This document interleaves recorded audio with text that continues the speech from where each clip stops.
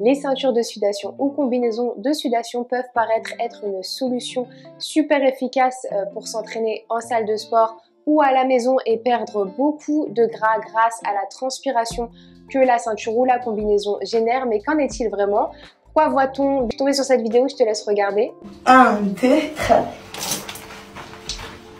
Ça veut dire encore je suis mytho, ils aiment trop dire ça. Donc il semblerait que Sarah Frézou utilise une combinaison de sudation pour transpirer plus, et elle aurait expliqué sur Snapchat que c'est un de ses secrets de perte de poids et que c'est grâce à cette combinaison de sudation qui lui permet de plus transpirer à la salle qu'elle aurait perdu énormément de poids. Donc première chose à savoir concernant la perte de poids, c'est qu'on ne peut pas perdre du poids de manière localisée. C'est-à-dire que il y a des personnes qui mettent la ceinture de sudation au niveau du ventre. Là pour Sarah Frézou c'était une combinaison de sudation entière, mais il y en a qui mettent la ceinture de sudation que au niveau du ventre. Je suis désolée, je suis un peu malade.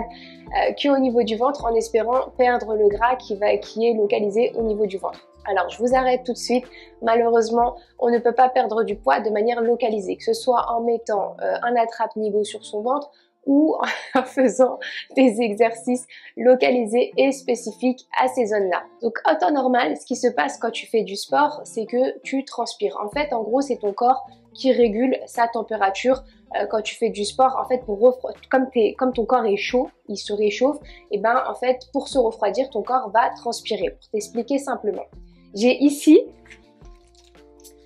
du film plastique pour les aliments et un sac poubelle. Admettons qu'aujourd'hui, je décide de faire comme Sarah Frézou. Bon, elle avait une combinaison, mais ça marche très très bien avec le sac poubelle. Et que je décide de m'envelopper le corps entier de ce sac poubelle pour transpirer plus. Voilà ce qui va se passer. Donc me voilà vêtue de ma combinaison de sudation qui est mon sac poubelle à 3,90 € que je viens de niquer pour cette vidéo.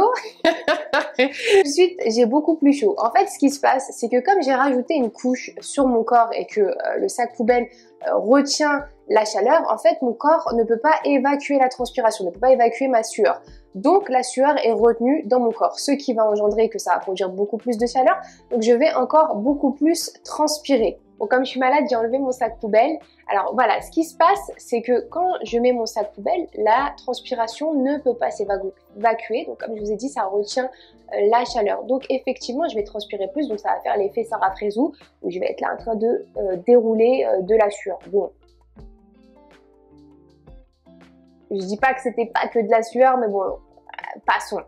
La première chose que ça va favoriser, c'est la déshydratation. La déshydratation, ça veut dire tout simplement la perte d'eau de ton corps. Il faut savoir que ton corps est composé à 50-60% d'eau, ce qui correspond à un gros pourcentage de poids sur ta balance.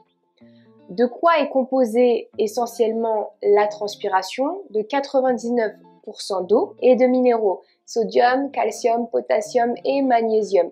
Donc c'est pour ça que en fait quand tu as la transpiration là qui coule sur ton front et que ça vient au bord de tes lèvres, je sais pas si tu as déjà goûté mais ça a un petit goût salé, bah, c'est à cause des minéraux. Donc déjà quand tu transpires, en réalité ce que tu perds c'est juste de l'eau et les minéraux qui sont dans ton corps. Donc non seulement ça te déshydrate, sachant que quand tu fais un exercice physique, c'est bien de rester hydraté parce que les muscles ont besoin d'hydratation et du coup le fait de faire du sport déshydraté, ça peut être potentiellement dangereux. Et évidemment que quand tu vas te peser sur la balance après ta séance de sport, après avoir mis une combinaison de sudation, une ceinture de sudation, tu vas paraître plus légère que si tu t'étais entraîné sans, parce que tu as transpiré plus, donc tu as évacué plus d'eau. Et comme je t'ai dit, ton corps il est composé à 50 voire 60% d'eau, donc forcément si tu as perdu plus d'eau sur la balance, tu es plus mince. Outrepassons le fait que ce phénomène de régulation de la chaleur de ton corps par le refroidissement via la transpiration est un phénomène normal qui est là notamment pour t'éviter les hyperthermies ou les coups de chaleur. Donc en fait, éviter ce processus normal, ça peut potentiellement être dangereux. C'est pour ça que quand tu vas faire par exemple un sauna, on te dit de ne pas trop rester longtemps dans le sauna, etc.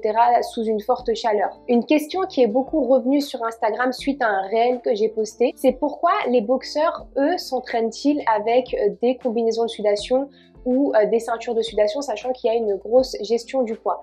Tout simplement parce que en boxe, en fait, comme tu dois être au poids avant ton combat, par exemple, on va dire qu'une boxeuse, elle boxe dans la catégorie de 54 kg, il faut qu'elle soit à 54 kg le jour de la pesée, qui est généralement soit la veille ou soit le matin du combat.